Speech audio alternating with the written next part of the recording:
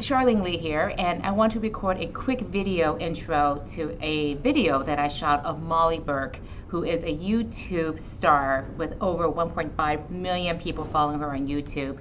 She tells an authentic story of what it means to be a young adult and be blind.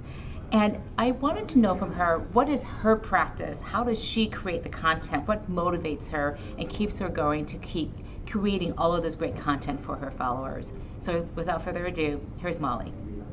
So how many followers do you have? I have 1.5 million on YouTube and 500,000 on Instagram, and I always tell people when they ask me for advice when they want to start, I'm like, if you're not going to be consistent, don't bother.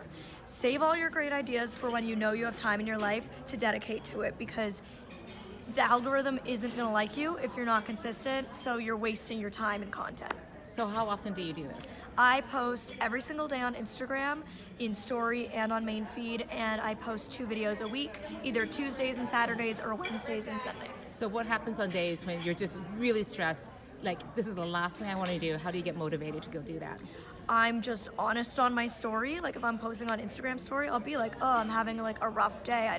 Because authenticity is the greatest thing you can provide on social media. That's what people connect to. So even if I'm not feeling like posting, I post that I don't feel like posting. So that's a way to create content. Great. Any last tips for people who really want to just learn from you? You've never made it. I think people are always like, oh, how does it feel to have like made it on YouTube? I'm like, I haven't. Like, I still have to work just as hard, if not harder, than I ever did before, because you know, the algorithm is constantly changing. What social media wants is constantly changing, and there's always new rising stars. There's always more competition.